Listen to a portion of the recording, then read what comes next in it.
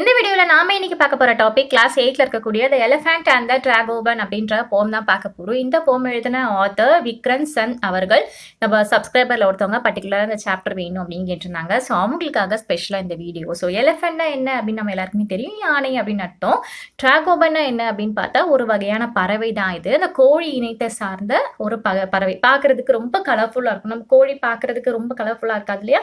ஆனா இந்த டிராகோபன் பார்க்கறதுக்கு ரொம்ப கலர்ஃபுல்லா இருக்கும். ஸோ இந்த ஸ்டோரி முழுக்க எதை பத்தி அப்படின்னா, மனுஷங்க வந்து அந்த ஃபாரஸ்ட்டை அழிச்சிட்டு டேம் கிட்ட வந்து பிளான் பண்றாங்க. ஸோ இந்த பிளானை நம்ம தடுக்கணும் அப்படின்ட்டுன்னு ஃபாரஸ்ட்ல இருக்கக்கூடிய அனிமல்ஸ் எல்லாமே சேர்ந்து ஒரு டிஸ்கஷன் போட்டு நம்ம எல்லாருமே ஒரு யூனிட்டியா இருக்கணும், ஒற்றுமையா இருந்து அதை வந்து எதிர்த்து ஒன்று எல்லாரும் சேர்ந்து வாழணும், இல்லைன்னா சேர்ந்து எல்லாரும் இறக்கணும் அப்படின்ற ஒரு கான்வர்சேஷன் தான் வந்து பில்டப் பண்ணிட்டு இருக்காங்க. அது அவங்க என்ன பேசுறாங்க அண்ட் இந்த ஒரு டாப்பிக்கை ஸ்பெசிஃபிக்காக நமக்கு வந்து அந்த எலிஃபெண்ட் வந்து பேசுகிற மாதிரி வந்து சொல்லியிருப்பாங்க. ஸோ அதை வந்து ஃபுல் மையப்படுத்தி வந்து நமக்கு சொல்லியிருப்பாங்க. ரொம்ப ஈஸியான போயம் தான் இது, கஷ்டமே இருக்காது. நம்ம ஒவ்வொரு ஸ்டான்ஸாக சொல்லி அதுக்கு உண்டான மீனிங்கும் நம்ம வந்து சேர்த்து சொல்லிடலாம். பர்டிகுலராக இந்த போயம் வந்து விக்ரன்ஸ் இருக்காங்களே அவங்க எழுதின அந்த எலிஃபண்ட் அண்ட் த டிராகோபன் அப்படின்ற ஒரு போயம் வந்து எக்ஸ்ட்ராக்ட் பண்ணி ஒரு சின்ன பகுதியை நமக்கு கொடுத்துருக்காங்க. சரியா? இப்போ ஃபர்ஸ்ட் ஸ்டான்ஸா அவங்க எல்லாருமே காட்டுக்குள்ள டிஸ்கஷன் போயிட்டு இருக்கையா. ஸோ டிஸ்கஷன் போயிட்டு இருக்கும்போது எல்லா அனிமல்ஸுமே ஒன்று கூடி பேசிட்டு இருக்காங்க. எல்லாரும் மணிக்கணக்காக பேசிட்டு இருக்காங்க. அண்ட் அதில் வந்து நம்மளோட எலிஃபென்ட்டோட டேர்ன் இப்போ வருது. ஓகே, இது வந்து எழுந்திருச்சு. அது மனசில் இருக்கக்கூடிய விஷயங்கள் எல்லாமே வந்து பேச ஆரம்பிக்குது. அண்ட் இது பேச பாயிண்டாக பேசுது. அதோட அட்டென்ஷன் எல்லாமே வந்து நம்ம யானை மேலே திரும்புது. ஸோ மற்ற அனிமல்ஸ் எல்லாமே யானை எவ்வளோ இதாக பேச போகுது அப்படின்ட்டு அட்டென்ஷன் எல்லாமே இது பக்கம் வந்து திருப்புது. இப்போ செகண்ட் ஸ்டான்ஸால என்ன சொல்ல வராங்க அப்படின்னா, இப்போ யானையோட பாயிண்ட் ஆஃப் வியூல இருந்தால் நம்ம வந்து ஸ்டோரியை பார்க்க போறோம் இல்லையா. ஸோ யானை வந்து பேசுது. இது வந்து நம்மளோட பொதுவான நிலத்துக்காக நடக்கக்கூடிய இந்த ஒரு டிஸ்கஷன் தான், இந்த ஒரு மீட்டிங் தான். நான் வந்து இதில் தனிப்பட்ட கருத்தை வந்து நான் சொல்ல மாட்டேன். ஏன்னா நான் வந்து ஹியூமன்ஸ் கூட வந்து ஒரு சேவை செய்கிற விதமாக நிறைய ஆண்டுகளாக நான் வந்து இது பண்ணிட்டு இருக்கேன். ஏன்னா யானை வந்து பாருங்களேன், ஹியூமன்ஸ்க்கு நிறைய சேவை பண்ணும். காட்டுக்குள்ள மரங்களை எடுத்துகிட்டு போகிறதுக்காகட்டும் நிறைய விஷயங்களை வந்து சர்வ் பண்ணிட்டு வருது இல்லையா. ஸோ அந்த பாயிண்ட் ஆஃப் வியூலேருந்து ஹியூமன்ஸ் எப்படிப்பட்டவங்க, நம்மளை எப்படிலாம் வந்து மிஸ்யூஸ் பண்ணிப்பாங்க அப்படின்னு நான் சொல்றேன் அப்படின்ட்டு அதோட கருத்தை வந்து முன்வைக்குதான். ஸோ தேர்ட் ஸ்டான்ஸில் என்ன சொல்ல வருது அப்படின்னா, மனிதர்கள் வந்து ஒரு மென்மையானவங்க, அதே மாதிரி ஆனால் அதுக்கு ஆப்போசிட்டாக தீய உயிரினம் அப்படின்னு கூட சொல்லலாம். ரொம்ப ப்ராக்டிக்கல் மைண்ட் பர்சனாகவும் இருப்பாங்க. அப்புறம் கேப்ரியஸ், அதாவது சபல புத்தி உள்ளவர்களாகவும் இருப்பாங்க. லவ்லி பர்சனாகவும் இருப்பாங்க. ரொம்ப ப்ரூட்டல் பர்சனாகவும் இருப்பாங்க. ப்ரூட்டல் அப்படின்னா மிருகத்தனமானவர்களாகவும் இருப்பாங்க. ரொம்ப விவேகமான மைண்ட் உள்ளவங்களாகவும் இருப்பாங்க.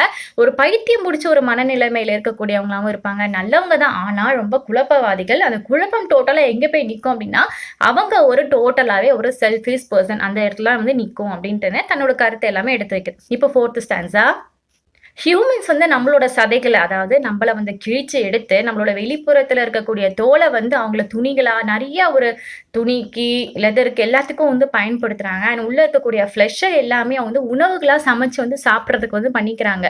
அவங்களுக்கு வந்து இந்த சிறுத்தையோட புள்ளிகள் நிறைய பேர் பார்த்தீங்க அப்படின்னா சிறுத்தையோட தோலை கிழிச்சு ட்ரெஸ்ஸாக கிழிச்சு போட்டுப்பாங்க இல்லையா. அது இந்த இடத்துல வந்து அந்த எலிஃபென்ட் வந்து பாயிண்ட் ஆஃப் வியூ வந்து வைக்குது.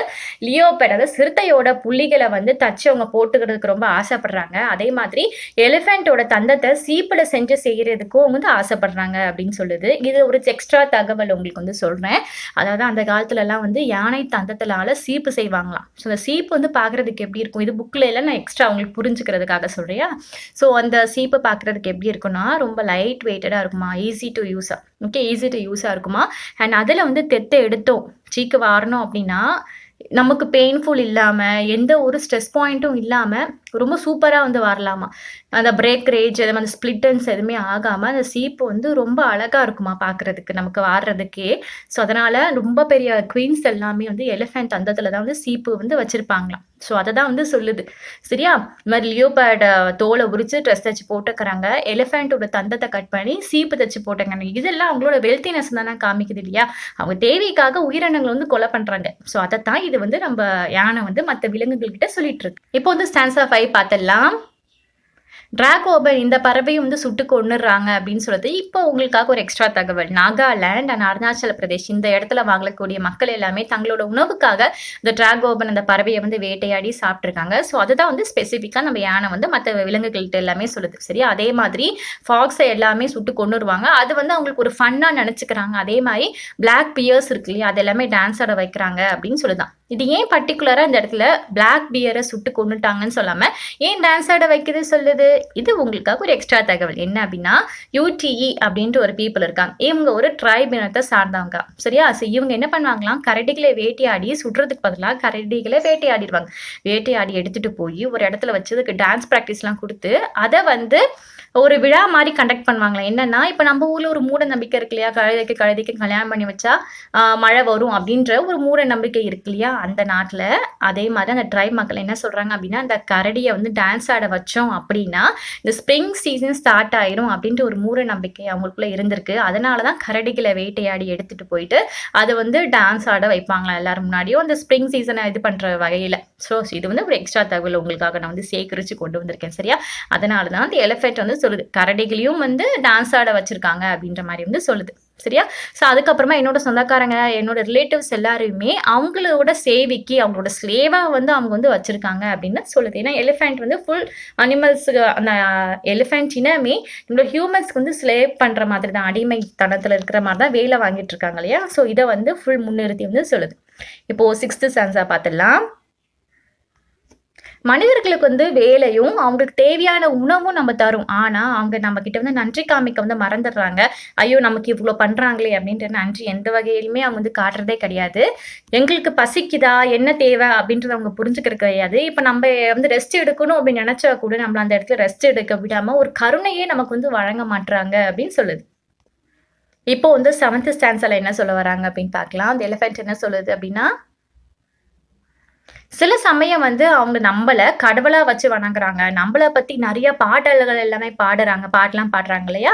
அண்ட் அதே மாதிரி நம்மள வச்சு புராண கதைகள் எழுதுறாங்க. நெறையா வந்து டேல்ஸ் ஓகே. அத கதைகள், கட்டுக்கதைகள் எல்லாமே எழுதுறாங்க.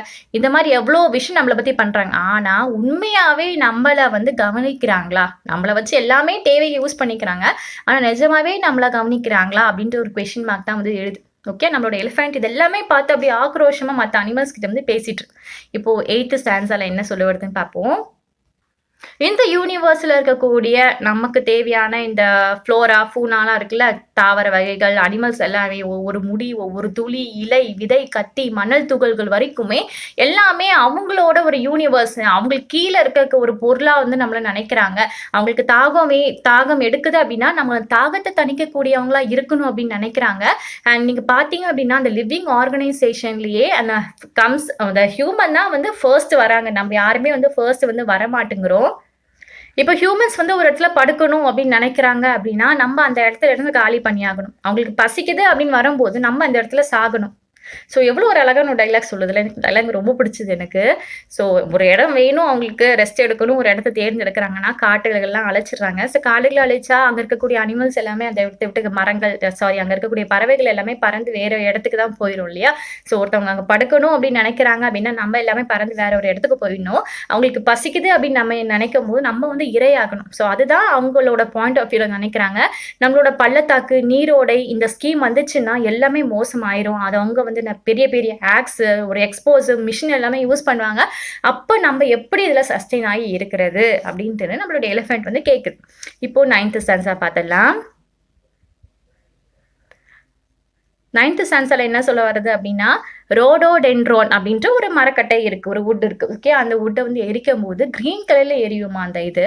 ஸோ அது எரிக்கிறதுக்காக அது விறகுகள் எல்லாமே கட் பண்ணிருவாங்க. இல்லன்னா இது இவ்ளோ பர்ட்டிகுலரா கிரீன் கலர்ல எரியுது இல்லையா? ஸோ இதுக்காகவாவது அது வந்து கடத்திட்டு போறதுக்கு நெறைய ஹியூமன்ஸ் வந்து வந்துருவாங்க.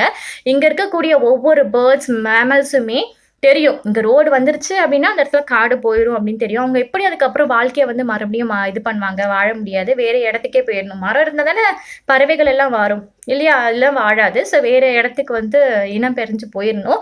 மூங்கில் கிளை வந்து கண்டிப்பா வெட்டிருவாங்க. அதுல எந்த ஒரு டவுட்டுமே கிடையாது. நானும் டிராகோபன் இந்த இனமும் வந்து ஃபுல்லா தீயிலே எரிஞ்சு நாங்க வந்து இறஞ்சு போயிருவோம். ஆனா, அப்ப இங்க இருக்கக்கூடிய ஸ்ட்ரீம்ஸ் வந்து என்ன ஆகும்? நீரோடைகள் என்ன ஆகும்?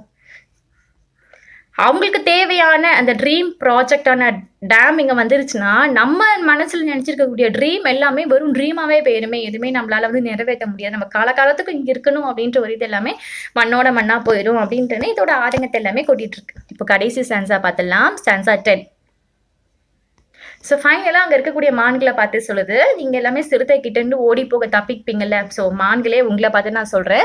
நீங்க நெறைய பேரு படுகொலைக்கு உள்ளாவீங்க. அதுக்கப்புறமா சில பேர் இங்கிருந்து தப்பிச்சு போகணும் அப்படின்னு நீர்நிலைகள்லாம் தப்பிச்சு ஓடுவீங்க. உங்களுக்கு வீடு அப்படிங்கிறது எல்லாமே இருக்காது. எங்கள மாதிரி வீடற்ற நிலைமை தான் உங்களுக்கும் வந்து இருக்கும். இந்த விதிய மாத்தணும்." இப்போ வந்து எல்லா அனிமல்ஸையும் பார்த்து பேசுது. இந்த ஒரு விதிய மாத்தணும், இந்த ஒரு விதிய நம்ம தடுக்கணும் அப்படின்னா, நாம எல்லாருமே ஒன்று சேரணும். நம்ம ஒண்ணா சேர்ந்து இந்த இத போராடி இங்க டேம் கட்டக்கூடாது அப்படின்னு போராடி ஒண்ணா சேர்ந்து வாழவும், அப்படி இல்லன்னா ஒண்ணா சேர்ந்து இறப்போம் அப்படின்ட்டுன்னு அதோட ஒரு ஸ்பீச்ச வந்து முடிக்குது. ஸோ சூப்பரா இருந்துச்சுல்ல.